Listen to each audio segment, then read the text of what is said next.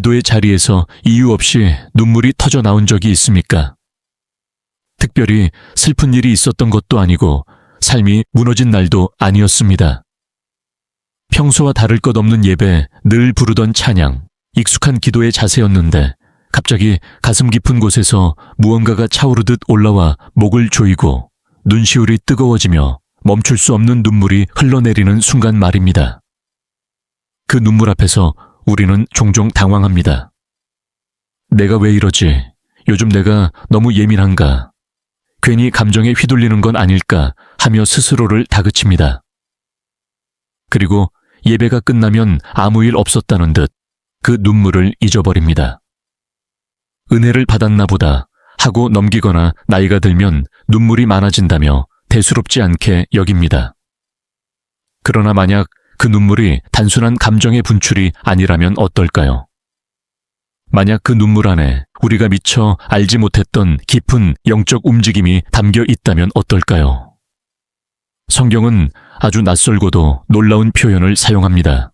우리의 눈물이 하나님 앞에서 사라지지 않고 오히려 모아지고 기억된다고 말합니다.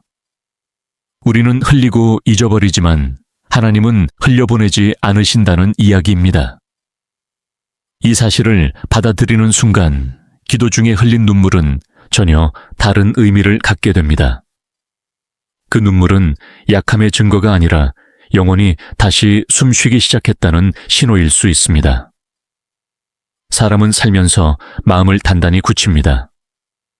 상처를 받지 않기 위해, 더 이상 무너지지 않기 위해 다시는 울지 않겠다고 스스로에게 약속하며 마음의 벽을 쌓습니다. 겉으로는 괜찮아 보이지만 사실은 느끼지 않기 위해 스스로를 얼려버린 상태로 살아갑니다. 감동받아도 반응하지 않고 아파도 아픈 줄 모른 채 버티는 법을 배웁니다. 그렇게 굳어진 마음은 살아있는 심장이 아니라 돌과 비슷해집니다. 피가 흐르지 않고 떨림도 없습니다. 하지만 하나님은 그 상태를 정상이라고 부르지 않으십니다. 하나님은 굳어버린 마음을 제거하고 다시 살아있는 마음을 주시겠다고 약속하십니다. 기도 중에 갑자기 터져 나오는 눈물은 바로 그 순간일 수 있습니다. 오랫동안 얼어있던 마음이 처음으로 녹기 시작하는 순간, 막혀있던 감정의 통로가 열리는 순간, 스스로도 잊고 지냈던 슬픔과 아픔 억눌린 기억들이 하나의 덩어리로 풀려나오는 순간입니다. 그래서 우리는 그 이유를 정확히 설명하지 못합니다. 왜 우는지 모르겠고 무엇이 그렇게 아픈지도 분명하지 않습니다. 다만 멈출 수 없다는 것만은 분명합니다. 그 눈물은 의지의 문제가 아니라 하나님이 만지시는 자리에서 일어나는 반응이기 때문입니다. 서울의 한 오래된 교회에 수십 년 동안 새벽을 지켜온 한 여인이 있었습니다. 그는 평생 교회를 다녔지만 기도하며 울어본 적이 없다고 말하던 사람이었습니다. 어린 시절 술에 취한 아버지와 그로 인해 무너진 가정 속에서 너무 많은 눈물을 흘렸기 때문입니다. 그에게 눈물은 약함이었고 살아남기 위해서는 반드시 버려야 할 것이었습니다. 그래서 그는 스스로에게 다짐했습니다. 다시는 울지 않겠다고. 그 다짐은 놀랍도록 철저했습니다. 장례식에서도 인생의 큰 실패 앞에서도 그는 눈물을 흘리지 않았습니다. 모두가 강하다고 말했지만 사실 그는 단단히 얼어 있었습니다. 그러던 어느 새벽 평소와 다름없이 예배당에 앉아 찬양을 듣던 중 익숙한 가사 하나가 마음 깊숙이 파고들었습니다. 보호받고 싶다는, 고백 품에 안기고 싶다는 고백이 마치 오래된 기억의 문을 두드리듯 다가왔습니다. 그는 애써 고개를 숙이고 참으려 했지만 그날은 달랐습니다. 갑자기 목이 막히고 눈물이 쏟아졌습니다. 수십 년 동안 잠가두었던 감정의 문이 한순간에 열려버린 것입니다. 그는 그 자리에서 무릎을 꿇고 울었습니다. 왜 우는지 스스로도 알 수 없었지만 멈출 수 없었습니다. 예배가 끝난 후에도 그는 쉽게 일어나지 못했습니다. 옆자리에 앉아있던 누군가가 그의 등을 가만히 두드리며 말했습니다. 괜찮아요. 그냥 우세요. 하나님이 지금 풀어주시는 거예요. 그 말은 마치 마지막 빗장을 여는 열쇠 같았습니다. 그는 더 크게 울었고 그 울음 속에서 평생 꾹 눌러두었던 자신의 마음을 처음으로 마주했습니다. 나중에 그는 이렇게 고백했습니다. 그동안 나는 강한 줄 알았는데 사실은 살아있지 않았던 것 같아요. 그날 처음으로 내 마음이 다시 뛰는 걸 느꼈어요. 그 이후로 그의 신앙은 달라졌습니다. 여전히 눈물은 자주 흘렀지만 더 이상 부끄럽지 않았습니다. 찬양만 불러도 눈물이 났고 기도 중에도 쉽게 울었습니다. 그러나 그는 그 눈물을 두려워하지 않았습니다. 오히려 감사했습니다. 그것이 자신의 영혼이 다시 살아있다는 증거라는 것을 알게 되었기 때문입니다. 눈물이 멈췄을 때보다 눈물이 흐를 때 하나님과 더 가까이 있다는 것을 느꼈기 때문입니다. 혹시 오랫동안 울지 못한 채 살아온 분이 있습니까? 슬퍼도 울지 않고 아파도 참아내며 견뎌온 시간이 길었습니까? 그런데 최근 기도의 자리에서 이유 없이 눈물이 흐르기 시작했습니까? 그렇다면 그것은 무언가 잘못된 신호가 아닙니다. 오히려 하나님이 당신의 마음을 다시 살리기 시작하셨다는 신호일 수 있습니다. 굳어있던 마음이 녹고 다시 느낄 수 있는 심장으로 바뀌고 있다는 표시일 수 있습니다. 그 눈물을 밀어내지 마십시오. 부끄러워하지도 마십시오. 그 눈물은 약함이 아니라 회복의 시작입니다. 기도는 언제나 말로만 이루어지지 않습니다. 때로는 침묵 속에서, 때로는 설명할 수 없는 울음 속에서 가장 깊은 만남이 일어납니다. 우리가 이해하기 전에 하나님은 이미 알고 계십니다. 우리가 설명하지 못하는 것을 하나님은 이미 보고 계십니다. 그래서 하나님은 우리의 눈물을 귀하게 여기십니다. 그 눈물은 그냥 사라지는 물방울이 아니라 하나님의 손안에서 의미를 갖는 고백이 됩니다. 그런데 기도 중에 흐르는 눈물의 이야기는 여기서 끝나지 않습니다. 어떤 눈물은 마음이 녹을 때 흐르고 또 어떤 눈물은 우리가 말을 잃었을 때 흐릅니다. 기도하려고 입을 열었지만 더 이상 어떤 말도 나오지 않는 순간이 있습니다. 하나님이라고 부르기도 버거운 날, 무슨 말을 해야 할지 전혀 떠오르지 않는 날, 가슴속에는 너무 많은 감정이 뒤엉켜 있는데 그것을 문장으로 만들 수 없는 날 말입니다. 그때 우리는 침묵 속에서 울기만 합니다. 그리고 속으로 묻습니다. 이게 과연 기도일까? 말도 못했는데 하나님이 들으셨을까? 그 질문 앞에서 우리는 종종 스스로를 정죄합니다. 하지만 바로 그 자리에서 또 다른 깊은 비밀이 시작됩니다. 우리가 말을 잃는 순간 기도가 멈추는 것이 아니라 오히려 다른 차원으로 넘어간다는 사실입니다. 우리의 언어가 멈출 때 성령의 언어가 시작됩니다. 우리가 표현할 수 없는 탄식과 신음이 눈물이라는 형태로 하나님께 올려집니다. 그 눈물은 공허한 감정이 아니라 우리가 알지 못하는 방식으로 하나님 앞에 전달되는 기도의 형태입니다.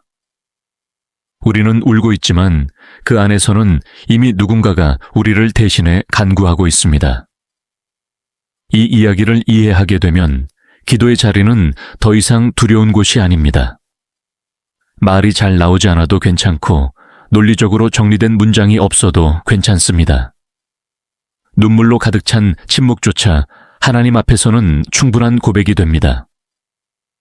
그리고 그 비밀은 다음 이야기 속에서 더욱 분명하게 드러납니다. 말을 잃은 기도는 실패가 아닙니다. 오히려 가장 깊은 기도의 형태일 수 있습니다. 우리는 종종 기도를 잘해야 한다고 생각합니다. 단어를 고르고 문장을 만들고 무엇을 먼저 말해야 할지 고민합니다. 하지만 인생에는 그런 여유가 사라지는 순간이 찾아옵니다. 너무 아파서, 너무 허무해서, 너무 벼랑 끝에 서 있어서 어떤 말도 떠오르지 않는 순간 말입니다. 무릎은 꿇었는데 입술은 움직이지 않고 가슴만 먹먹해질 뿐입니다. 그때 우리는 울기 시작합니다. 말 대신 눈물이 흐릅니다. 그리고 마음 한켠에서 이런 의문이 올라옵니다. 이게 정말 기도가 될까? 성경은 그 질문에 분명하게 대답합니다. 우리가 무엇을 구해야 할지 알지 못할 때 성령께서 우리를 대신해 간구하신다고 말합니다. 우리가 언어를 잃은 순간 하나님과의 소통이 끊어지는 것이 아니라 오히려 다른 통로가 열립니다. 눈물은 그 통로의 문턱에 흐르는 신호입니다. 우리가 표현하지 못한 모든 감정, 모든 절규, 모든 간절함이 눈물 속에 담겨 성령의 기도가 됩니다. 우리는 울고 있지만 그 울음은 혼자가 아닙니다.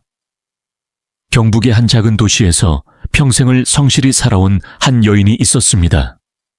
그는 남편과 함께 긴 세월을 살며 많은 것을 견뎌냈습니다. 젊은 시절에 가난 자녀를 키우며 흘린 땀, 그리고 이제 조금은 편안해질 수 있겠다고 생각하던 어느 겨울날 남편은 갑작스러운 심장마비로 세상을 떠났습니다. 병원에 도착했을 때 이미 모든 것이 끝난 뒤였습니다. 장례식장에서 그는 울지 않았습니다. 울 수 없었습니다. 해야 할 일이 너무 많았고 자녀들이 무너지는 것을 볼 수 없었기 때문입니다. 그는 오히려 아이들을 위로하며 자신은 괜찮다고 말했습니다. 하지만 모든 절차가 끝나고 텅 빈 집에 혼자 남았을 때 그제야 무너졌습니다. 늘 곁에 있던 사람이 사라진 공간은 생각보다 훨씬 차가웠습니다. 그는 무릎을 꿇고 기도하려 했습니다. 하나님이라고 부르는 것까지는 가능했지만 그 다음 말이 나오지 않았습니다. 무엇을 구해야 할지도 몰랐습니다. 이미 떠난 사람을 다시 돌려달라고 할 수도 없었고 당장 위로해 달라는 말조차 공허하게 느껴졌습니다.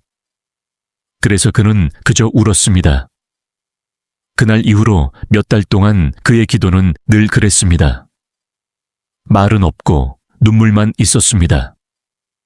시간이 흐를수록 그는 스스로를 책망하기 시작했습니다. 나는 왜 이렇게 기도도 못할까? 믿음이 있다면 말이라도 나와야 하는 것 아닌가? 하나님이 과연 이 침묵을 들으실까?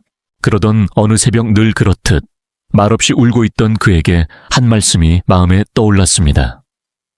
말로 표현할 수 없는 탄식으로 우리를 위하여 간구하신다는 구절이었습니다. 그는 그 문장을 붙잡고 한참을 멈춰 있었습니다. 그리고 처음으로 깨달았습니다. 내가 아무 말도 못해도 괜찮다는 사실을, 지금 이 눈물이 이미 기도가 되고 있다는 사실을. 그날 이후 그의 울음은 조금 달라졌습니다. 여전히 슬펐고 여전히 눈물은 멈추지 않았지만 그 안에 두려움이 줄어들었습니다. 하나님, 제가 말을 못해도 알고 계시죠? 이 눈물 속에 제 마음이 다 담겨 있죠. 그렇게 속삭이며 울 수 있게 되었습니다. 그는 더 이상 자신의 침묵을 실패로 여기지 않았습니다. 오히려 그 침묵 속에서 하나님이 가장 가까이 계신다는 느낌을 받았습니다. 나중에 그는 이렇게 말했습니다. 예전에는 기도가 잘 정리된 말이라고 생각했어요. 그런데 이제는 알아요. 말이 없어도 하나님은 이미 다 듣고 계셨다는 걸요. 이 사실을 알게 되면 기도의 자리는 훨씬 자유로워집니다. 우리는 더 이상 완벽한 문장을 만들기 위해 애쓰지 않아도 됩니다. 눈물이 나면 울면 되고 말이 막히면 침묵해도 됩니다. 하나님은 우리의 언어보다 마음을 먼저 보시기 때문입니다. 그리고 그 마음은 눈물이라는 언어로 충분히 전달됩니다. 그런데 우리가 흘린 눈물은 그 순간에서 끝나지 않습니다. 하나님은 우리의 눈물을 흘려보내지 않으십니다. 성경은 우리의 눈물이 하나님 앞에서 기록되고 모아진다고 말합니다. 이 표현은 단순한 시적 장치가 아닙니다. 그것은 하나님이 우리의 고통을 얼마나 진지하게 대하시는지를 보여줍니다. 우리는 혼자 울었다고 생각하지만 사실 그 자리에는 하나님이 함께 계셨습니다. 아무도 보지 못한 눈물, 밤마다 베개를 적신 눈물, 화장실에서 숨죽여 흘린 눈물까지 하나님은 모두 기억하십니다. 부산의 한 아파트에서 조용히 살아가던 또 다른 여인이 있었습니다. 그는 10년 넘게 누구에게도 말하지 못한 기도 제목을 품고 살았습니다.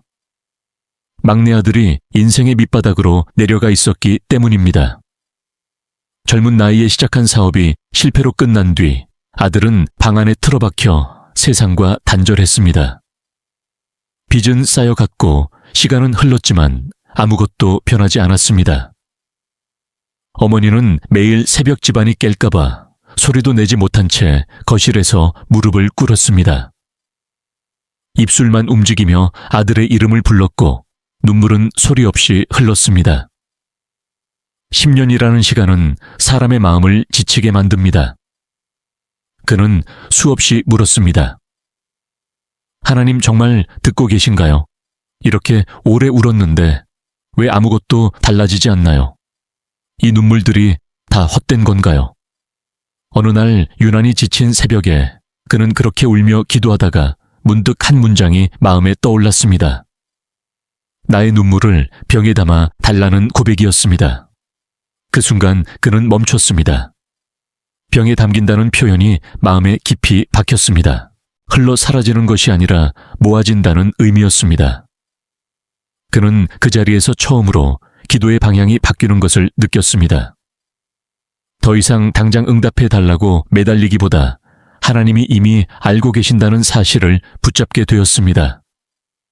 하나님, 저는 몰랐는데 다 보고 계셨군요. 제 눈물 하나도 그냥 두지 않으셨군요. 그렇게 고백하자 이상하게 마음이 조금 가벼워졌습니다.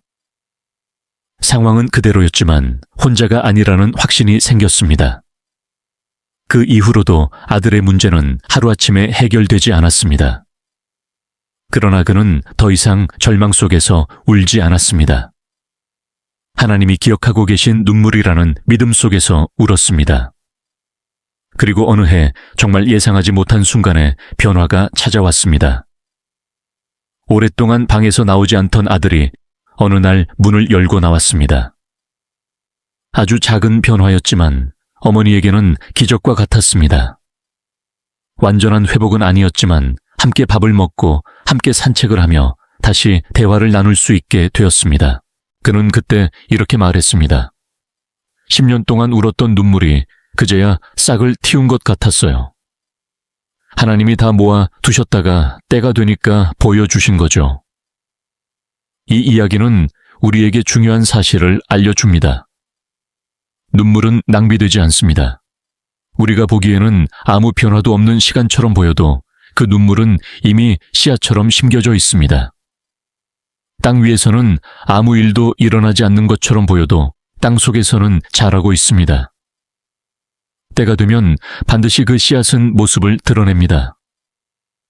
그래서 성경은 눈물로 씨를 뿌리는 자가 기쁨으로 거두게 될 것이라고 말합니다. 그 약속은 추상적인 위로가 아니라 수많은 삶 속에서 증명되어 온 진실입니다. 혹시 지금도 누군가를 위해 울고 있습니까? 자녀를 위해, 가족을 위해, 혹은 자신의 삶을 위해 눈물로 기도하고 있습니까? 아무 변화가 없는 것 같아 지치고 있습니까? 그렇다면 기억하십시오. 당신의 눈물은 이미 하나님의 손 안에 있습니다. 땅에 떨어져 사라진 것이 아니라 하나님의 기억 속에 심겨져 있습니다. 그리고 하나님은 결코 그 씨앗을 잊지 않으십니다. 기도 중에 흐르는 눈물은 때로 우리의 마음을 향하지만 때로는 다른 사람을 향하기도 합니다. 아무 생각 없이 기도하다가 갑자기 떠오르는 얼굴이 있습니다. 오래 연락하지 않았던 사람, 특별히 떠올릴 이유가 없는 사람인데도 이상하게 마음에 걸립니다. 그리고 그 사람을 생각하는 순간 눈물이 납니다. 우리는 당황합니다. 왜 지금 이 사람이 떠오르지? 왜 내가 이 사람 때문에 울지? 하지만 그 순간에도 우연은 없습니다. 그것은 성령께서 우리를 중보의 자리로 부르시는 신호일 수 있습니다. 기도는 언제나 개인적인 것이지만 동시에 연결된 행위입니다. 하나님은 우리를 통해 누군가를 품게 하시고 우리의 눈물을 통해 다른 사람을 위해 간구하게 하십니다. 우리가 누군가를 위해 울 때 그것은 단순한 감정이 아니라 하나님의 마음이 우리 안으로 흘러들어온 결과일 수 있습니다. 그 눈물은 하나님이 그 사람을 얼마나 사랑하시는지를 보여주는 통로가 됩니다. 이제 눈물을 다르게 바라보십시오. 기도 중에 흐르는 눈물은 약함의 증거가 아닙니다.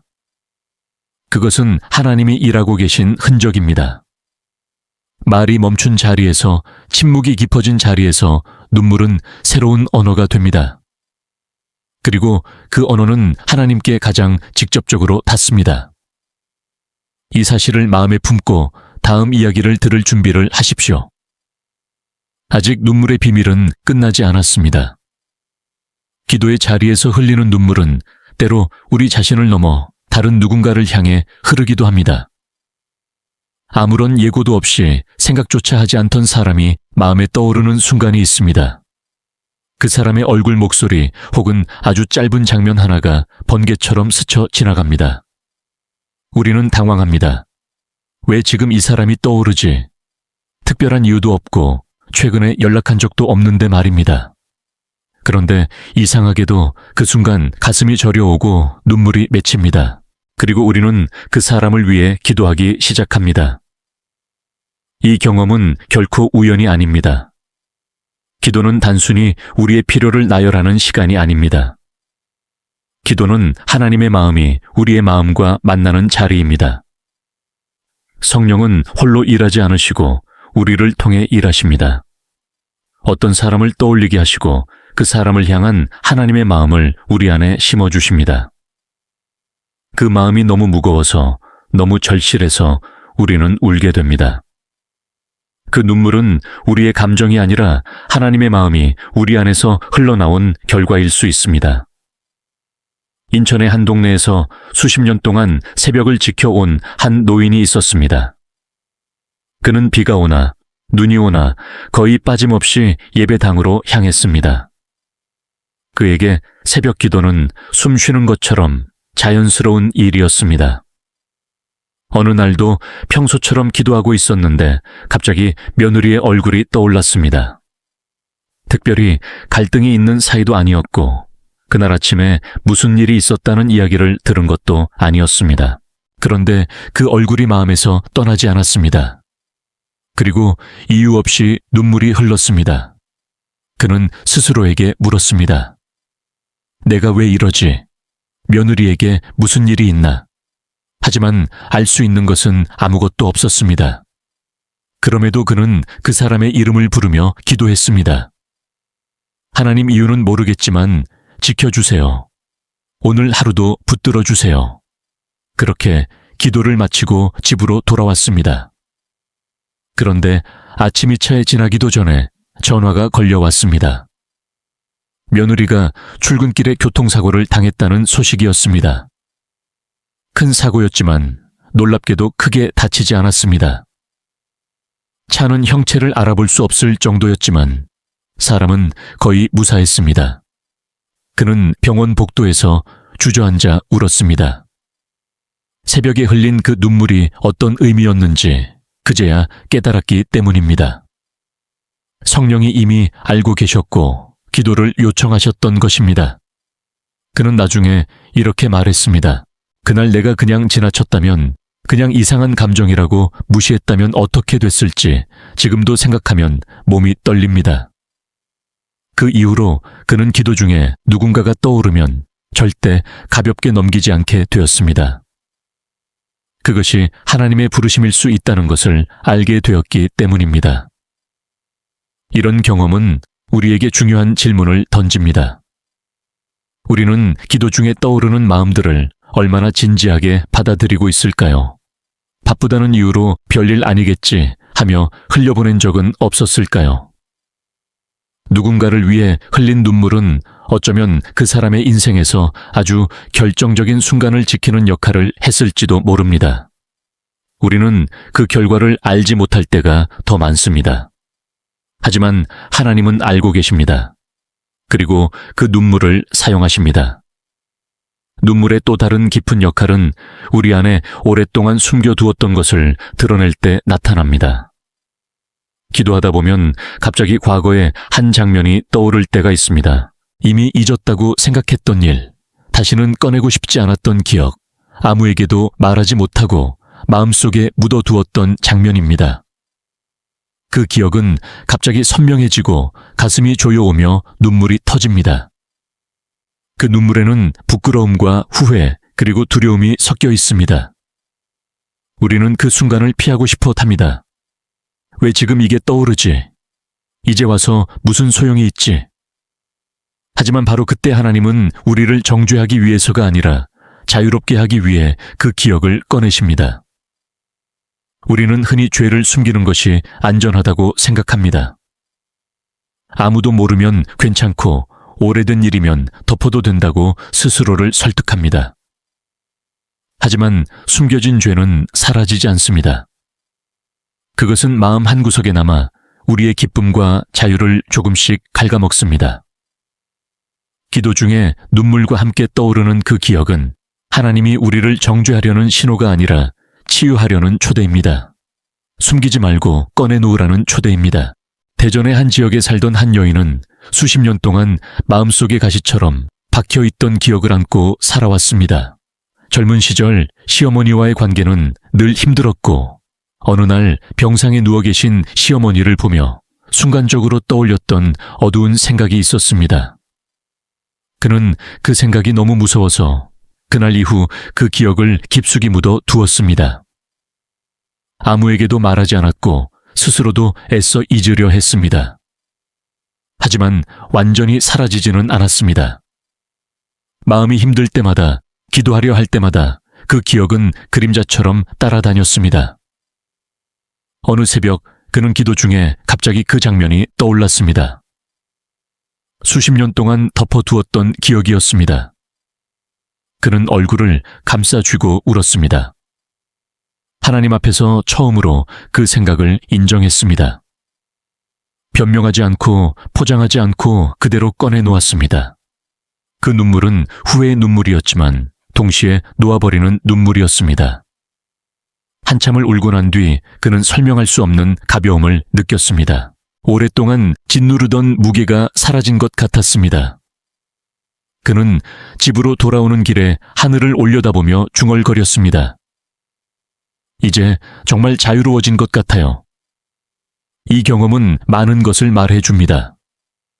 눈물은 단순히 슬픔을 표현하는 수단이 아니라 씻김의 과정이 될 수 있습니다. 우리가 숨기고 살던 것을 하나님 앞에 드러낼 때 눈물은 그 정화의 통로가 됩니다. 우리는 종종 용서를 머리로만 이해하려 합니다. 하나님이 용서하신다는 사실을 알고는 있지만 마음 깊은 곳에서는 여전히 자신을 정죄합니다. 그러나 눈물로 고백하는 순간 용서는 이론이 아니라 경험이 됩니다. 눈물은 그 용서가 실제로 우리 안에 흘러들어오는 통로가 됩니다. 그리고 눈물에는 마지막으로 매우 강력한 차원이 하나 더 있습니다. 눈물은 영적인 싸움에서 사용되는 무기가 될 수 있습니다. 우리는 눈에 보이는 문제들과 싸우고 있다고 생각하지만 성경은 우리의 싸움이 보이지 않는 영역에 있다고 말합니다. 설명할 수 없는 두려움 반복되는 악몽 이유 없는 불안, 아무리 노력해도 해결되지 않는 문제들 뒤에는 종종 영적인 갈등이 숨어 있습니다. 이럴 때 많은 사람들은 방법을 찾습니다. 상담을 받고 약을 먹고 환경을 바꾸려 합니다. 그것들이 필요하지 않다는 말이 아닙니다. 그러나 어떤 싸움은 눈물의 기도로만 돌파되는 경우가 있습니다. 광주의 한 가정에서 손자를 키우던 할머니가 있었습니다. 아이는 어느 날부터 밤마다 악몽에 시달리기 시작했고 자다 깨어 울부짖었습니다. 병원에서는 심리적인 불안이라고 했지만 시간이 지나도 나아지지 않았습니다. 할머니는 기도 중에 이상한 무게를 느꼈습니다. 이건 단순한 문제가 아니라는 확신이 들었습니다. 그는 손자의 방 앞에 무릎을 꿇고 눈물로 기도하기 시작했습니다. 이유를 설명할 수는 없었지만 아이를 괴롭히는 무언가가 있다는 확신 속에서 예수의 이름을 붙들고 기도했습니다. 그 기도는 하루 이틀로 끝나지 않았습니다. 매일 새벽 눈물로 싸우는 시간이 이어졌습니다. 그리고 서서히 변화가 나타났습니다. 아이는 밤에 덜 깨기 시작했고 악몽의 빈도가 줄어들었습니다. 결국 어느 날부터는 완전히 사라졌습니다.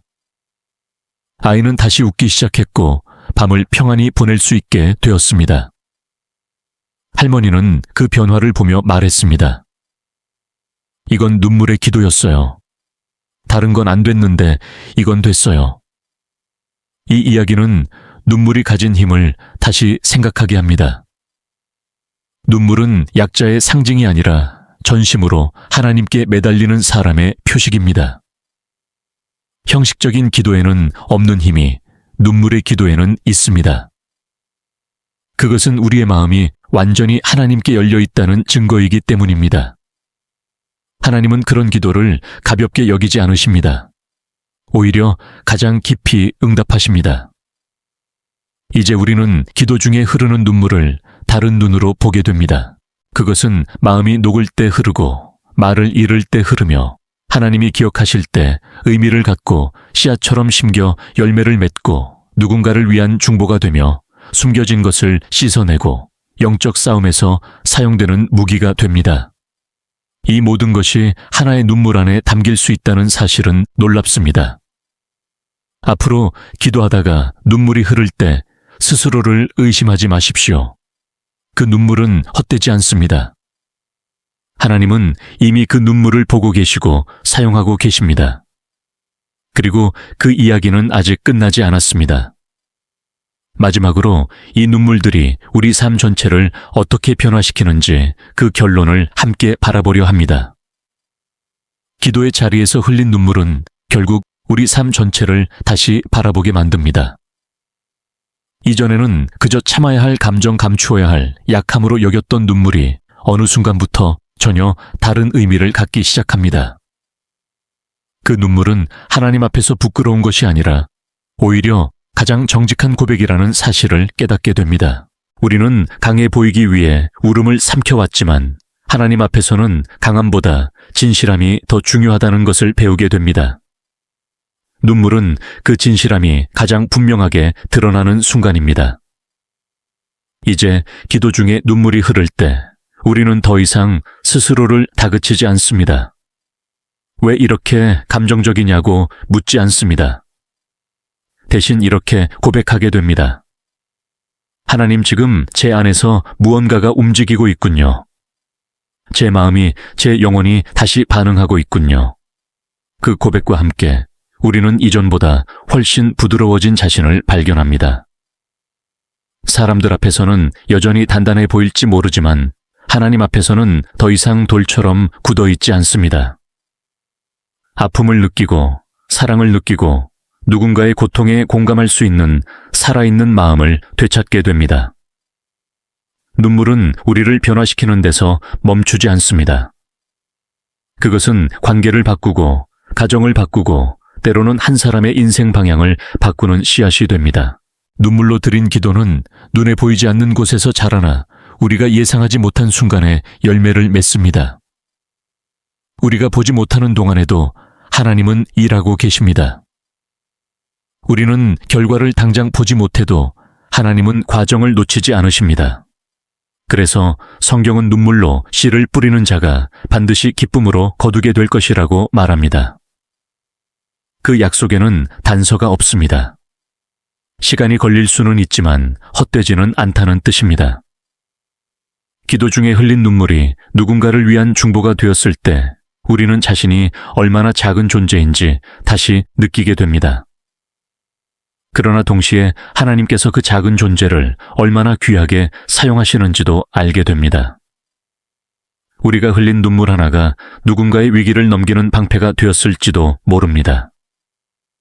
우리가 무심코 지나쳤을 뻔한 마음의 부담 하나가 한 사람의 생명을 지키는 통로가 되었을지도 모릅니다. 우리는 그 모든 결과를 알지 못합니다. 그러나 하나님은 알고 계십니다. 그리고 그것으로 충분합니다. 또한 눈물은 우리를 자유롭게 합니다. 오랫동안 숨기고 살아온 기억과 죄책감이 눈물 속에서 드러날 때 우리는 처음으로 진정한 용서를 경험합니다. 용서는 단순히 죄가 사라졌다는 선언이 아니라 무게가 내려놓아지는 경험입니다. 눈물로 고백할 때 우리는 하나님 앞에서 더 이상 숨지 않아도 된다는 사실을 알게 됩니다. 숨지 않아도 사랑받고 감추지 않아도 받아들여진다는 확신은 사람을 완전히 다르게 만듭니다. 그 자유는 눈물 없이는 얻기 어려운 깊이입니다. 그리고 눈물은 영적인 싸움 속에서도 중요한 역할을 합니다. 우리는 때로 설명할 수 없는 어둠과 맞닥뜨립니다. 이유 없는 두려움 반복되는 악몽 끝나지 않는 불안 앞에서 무력함을 느낍니다. 그때 눈물로 드리는 기도는 단순한 감정 표현이 아니라 전심으로 하나님께 의지하는 행위가 됩니다. 눈물은 우리가 더 이상 스스로 해결하려 하지 않고 하나님의 능력에 모든 것을 맡긴다는 신호입니다. 그 신호 앞에서 하나님은 침묵하지 않으십니다. 보이지 않는 영역에서 실제로 일하시고 어둠을 물러가게 하십니다. 이제 우리는 기도 중에 흐르는 눈물을 7가지 모습으로 바라볼 수 있습니다. 굳어있던 마음이 녹을 때 흐르는 눈물말이 막힌 자리에 성령의 기도가 대신 흐를 때의 눈물, 하나님이 하나도 잊지 않고 기억하신다는 사실을 깨닫게 하는 눈물 씨앗처럼 심겨 언젠가 열매로 돌아올 눈물, 누군가를 위한 중보로 부르심받았다는 신호인 눈물, 오랫동안 숨겨두었던 것을 씻어내는 눈물, 그리고 영적 싸움에서 사용되는 무기로서의 눈물. 이 모든 것이 한 사람의 기도 속에서 일어날 수 있다는 사실은 놀랍고도 경이롭습니다. 그래서 이제 우리는 기도할 때 눈물이 나면 이렇게 말할 수 있습니다. 하나님 감사합니다. 지금 제 안에서 일하고 계시는군요. 이 눈물이 헛되지 않다는 것을 믿습니다. 이 고백은 단순한 자기 위로가 아닙니다. 수많은 삶 속에서 이미 증명되어 온 진리입니다. 하나님은 우리의 눈물을 가볍게 여기지 않으십니다. 그 눈물을 병에 담아 두신다는 표현은 우리의 고통을 얼마나 귀하게 여기시는지를 보여줍니다. 우리는 잊어버려도 하나님은 기억하십니다. 혹시 이 이야기를 들으며 마음이 뜨거워진 분이 있습니까? 기도 중에 흘린 눈물이 떠오른 분이 있습니까? 그렇다면 그 눈물을 다시 떠올려 보십시오. 그리고 부끄러워하지 말고 감사하십시오. 그 눈물은 당신의 약함이 아니라 하나님과 연결되어 있다는 증거입니다. 지금도 누군가를 위해 눈물로 기도하고 있다면 포기하지 마십시오. 아직 아무것도 변하지 않은 것처럼 보여도 땅속에서는 이미 변화가 시작되고 있습니다. 하나님은 늦지 않으십니다. 다만 가장 좋은 때를 아실 뿐입니다. 마지막으로 이 이야기를 듣는 모든 이에게 전하고 싶은 한 가지가 있습니다. 기도의 자리에 더 자주 더 솔직하게 나아가십시오. 말이 많지 않아도 괜찮습니다. 눈물이 먼저 흘러도 괜찮습니다. 하나님은 우리의 표현 방식보다 우리의 마음을 더 귀하게 보십니다. 눈물은 그 마음이 가장 진실하게 드러나는 언어입니다. 그리고 그 언어를 하나님은 누구보다 잘 이해하십니다. 이제 여러분의 삶 속에서도 눈물의 의미가 달라지기를 바랍니다. 더 이상 참아야 할 감정이 아니라 하나님께 드릴 수 있는 가장 깊은 기도가 되기를 바랍니다. 그 눈물이 여러분의 인생을 바꾸고 여러분의 가정을 바꾸고 여러분이 사랑하는 사람들을 지켜주기를 바랍니다. 눈물의 기도가 응답되는 그날까지 낙심하지 말고 계속 나아가십시오. 하나님은 이미 여러분의 눈물을 보고 계시며 그 눈물을 통해 일하고 계십니다. 마지막으로 이 여정을 마치며 5개의 제목을 남깁니다. 기도할 때 흐르는 눈물, 그 이유를 아십니까? 눈물로 드린 기도는 사라지지 않는다. 왜 하나님은 우리의 눈물을 기억하실까? 기도 중에 터지는 눈물의 영적 의미. 눈물의 기도가 인생을 바꾸는 순간